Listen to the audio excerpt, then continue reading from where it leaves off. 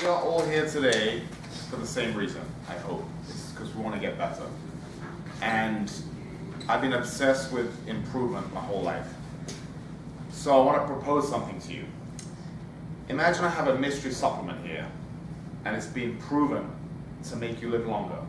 It's been proven to enhance your memory and creativity. It's been proven to make you look more attractive to the opposite sex. It keeps your skin glowing and lowers food cravings.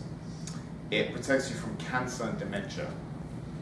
It wards off cold and flu, lowers the risk of heart attacks and strokes, makes you feel happier, decreases your depression and anxiety. And I could go on and on. Now, many of you probably wouldn't even believe something like that exists. Those that would believe would be begging me to sell some. And if a pharmaceutical company backed this up with, legitimate claims, I'm sure their stock would skyrocket. But the thing is, this isn't some fantasy panacea. It's not some telemarketing plan. This is something that's free, real, and available to all of us. And it's the proven benefit of a full night's sleep, as simple as that is. There's been over 17,000 scientific studies about the benefits of sleep. So where do we start? Well, cognitively, a good night's sleep improves our memory retention between 20 and 30%. So it's not practice that makes perfect, it's practice followed by a full night of sleep. That's what makes perfect. The brain consolidates information while we sleep. What about physically, for the athletes among us? I think the Tour de France is won by a fraction of a percent. The 100 meters is won by a fraction of a second. There's tiny differences separate the top athletes.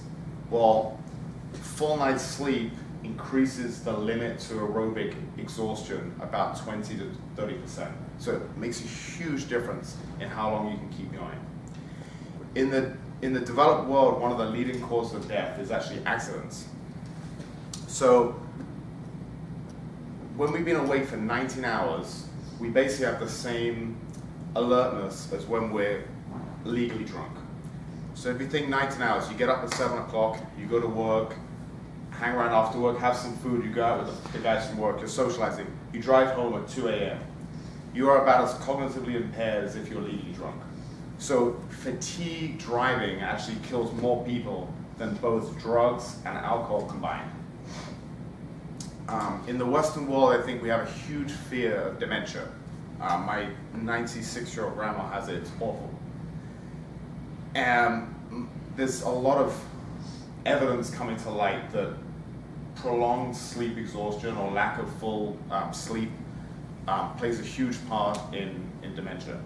And there were two very famous politicians and public figures that would brag about their ability to last on a lack of sleep. 4 to 5 hours. Ronald Reagan and Margaret Thatcher, the British Prime Minister. Both of them sadly suffered bad dementia later on in life. Lastly, just to show it's the smallest things we think about, but they can have incredible effects. So every year they have daylight saving time, and there's about 1.5 billion people on the planet that partake in this. And there's a huge increase in heart attacks the following day. This is also statistically reversed when we get the extra hours of sleep at the end when you reverse daylight savings time.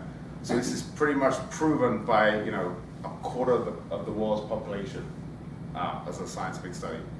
So there was a great American entrepreneur called James Crossman, and he said, the difference between hope and despair is a full night's sleep. And I love that. I used to think there were 3 things that we needed for health. It was sleep, diet, and exercise. But that's not true. I used to think there were the 3 pillars of health. It's actually even more so than that. Sleep is the foundation which the other 2 pillars rest. Because without good night's sleep, a good diet and a good exercise regime are going to have much less benefits. Sleep's going to take that away. So, when I was in college, I used to have on my wall quote by Socrates, and I love the Greek philosophy of, they were all about excellence. They wanted a healthy body and a healthy mind. He said, what a pity it is to grow old without seeing the beauty and strength of which the body and mind is capable of. I love that. So I'm going to leave you with a final thought.